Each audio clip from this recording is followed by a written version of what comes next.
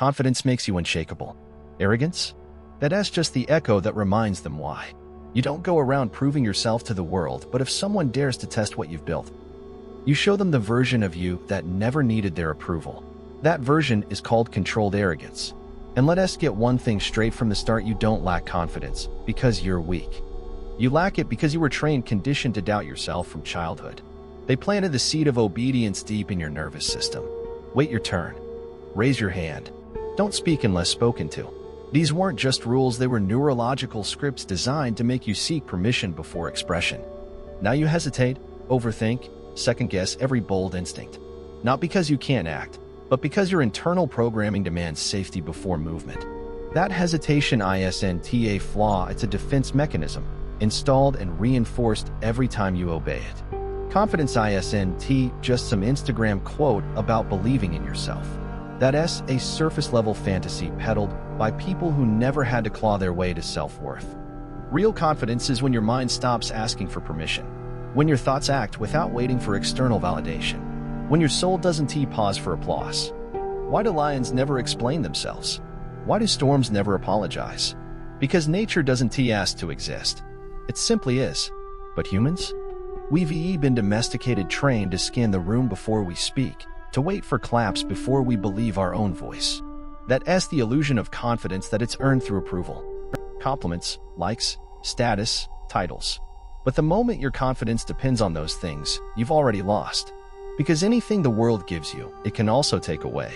That's not confidence, it's dependency in disguise. I'm not here to teach you how to look confident. That's easy. Anyone can rehearse posture, fake eye contact, and puff their chest. But when pressure hits, when rejection slams into your spine, when no one claps, no one listens, no one cares, that's when the mask cracks. What I'm teaching you is how to be confident in silence, in isolation, in the brutal rawness of a world that doesn't owe you anything. The kind of confidence we're building doesn't yell, it radiates. It doesn't look around to check if it belongs. It knows it does. But here's your first warning: once you stop seeking permission, people will notice. Some will admire you. Most will feel threatened. Because you've escaped the psychological cage they're still trapped in. You've left the herd. And when you no longer need applause to believe in yourself, you disturb the ones who depend on it for identity.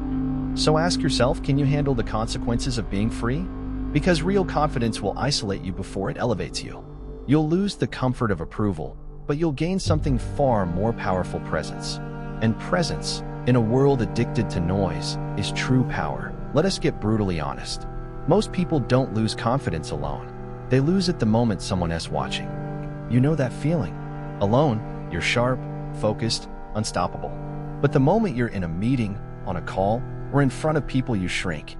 Your mind stutters, your voice trembles. Why? Because your brain is addicted to feedback.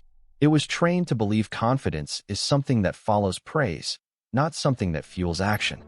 And that belief is fatal. Because if your confidence depends on others, then so does your worth.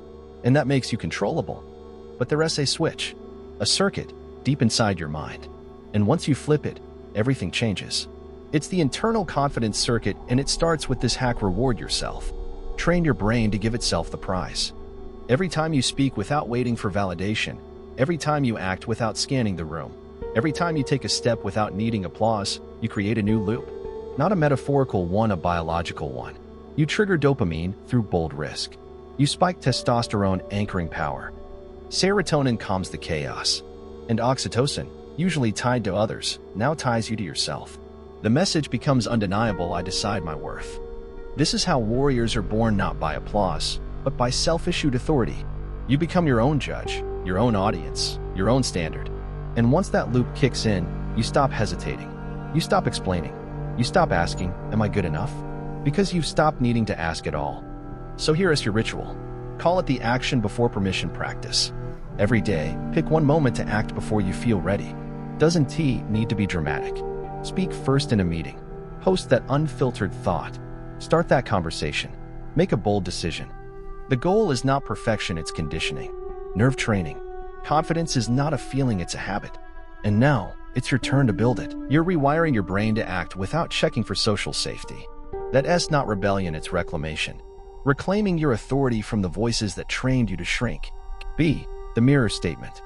Every morning, face yourself. Literally. Look in the mirror and say, I validate myself. I trust my own voice. I do not wait for permission to exist. It will feel awkward at first. That's not weakness, that's neural rewiring. You're engaging the speech feedback loop, a biological mechanism that reinforces belief through repetition and vocalization. The brain listens when you speak. You're teaching it a new script, self-trust. C. Kill the apology reflex. Stop over-apologizing for existing. Catch every moment you shrink your ideas with a nervous laugh. Explain your confidence as if it's a crime. Say sorry when you mean thank you for waiting. Replace it with calm, with clarity, with presence. Your nervous system learns safety not through hiding, but through showing up fully. You're not a burden. You're a command. D. Create private victories. Forget the applause. Forget the post. Do hard things alone and document them quietly. Each night, write down 3 moments that required confidence, not performance courage. You spoke without a script. You set a boundary without guilt. You held your ground when it trembled. That's how you train your mind to reward effort, not attention. Because confidence isn't about ego. It's about control. Control over your biology. Control over your identity. Control over how you walk into rooms without waiting to be welcomed. And here's the twist: the more you build this internal loop, the less you need the world. But the more the world notices you anyway. Because energy built within can't be ignored. It radiates. It disrupts. It disturbs everyone still dependent on being liked to feel alive. But you are no longer one of them. Now let us get real. You've built something powerful. A calm certainty. A posture that doesn't flinch. A mind that doesn't ask for permission. But here is where the danger starts. Because once your confidence becomes untouchable, the ego whispers, you're always right. They don't get it. You don't need feedback. You've evolved beyond correction. At first, it feels like growth. But it's not. It's infection. The thin line: confidence is self-trust. Arrogance is self-idolatry. It's when presence becomes superiority. Clarity becomes infallibility. Respect becomes entitlement. In the moment you believe you're above correction, you've already started to decay. You've seen this. The leader who stops listening. The talent who thinks they're done learning. The mind so brilliant, it goes blind. One mistake ignored. One hard truth dodged. One critical voice muted. Until confidence becomes costume and you stop growing. And the world? It will feed your arrogance. Applause will come, but not to sharpen you, to seduce you. They'll cheer louder as you drift deeper into delusion. Until you fall. And no one catches you because you trained them to admire you, not challenge you. So what is the antidote? Discipline. Mental discipline. A. Adopt the rule of inner contradiction. Hold 2 truths at once. I'm capable of greatness. I'm capable of massive mistakes. That is not weakness. That is armor. Humility doesn't weaken confidence, it fortifies it. When your confidence has the strength to absorb correction, you don't decay, you evolve. And when your presence is paired with awareness, people don't just admire you. They trust you. Because you are no longer just powerful. You are dangerous with discipline. Unshakable and still evolving. A leader, not just a loud voice.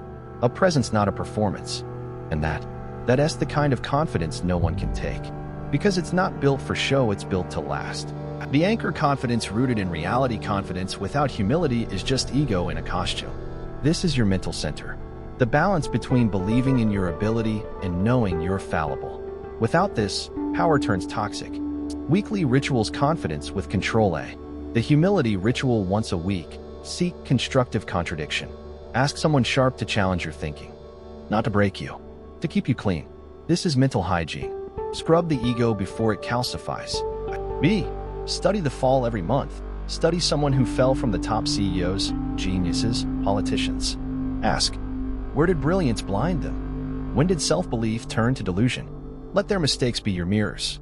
C. The failure journal: each time you act from ego instead of clarity, write it down. Misjudged tone. Missed feedback.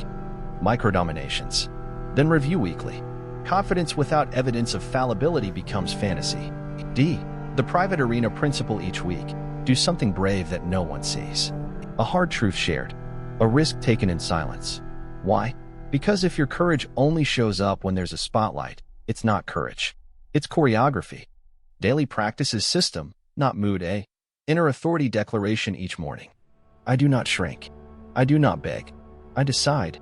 Look into your eyes. Not for hope, for command. This ISNTA quote. It's code rewriting. B. The Stoic reflection drill at night. Ask, what challenged my confidence today? How did I respond? What did I learn? Confidence doesn't grow through ease, it grows by metabolizing friction. C. The ego exposure technique every week. Put yourself in a position to lose publicly. Be wrong. Be corrected. Be human. If your confidence only thrives when you're right, you're not confident.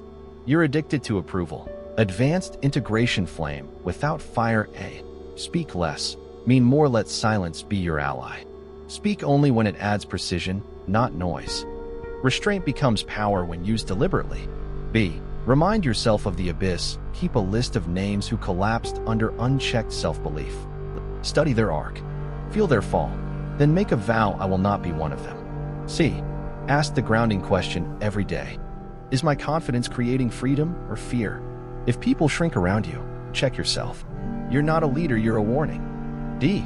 Build a mirror, not a throne. Find someone who doesn't flatter, doesn't bow. ISNT afraid to say you're slipping. Keep them close. They're your ego firewall.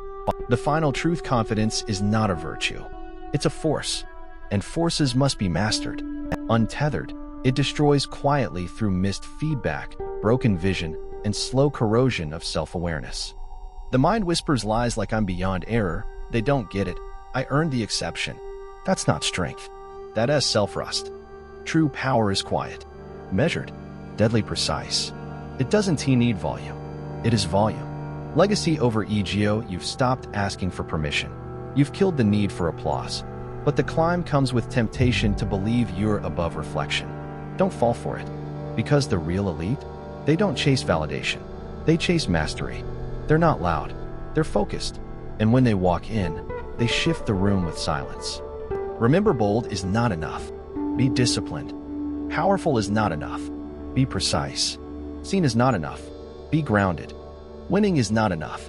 Be worthy. If you're choosing focus over noise, if you're choosing to build confidence like a weapon sharpened, hidden, ready, type presence, let them scroll. You move different.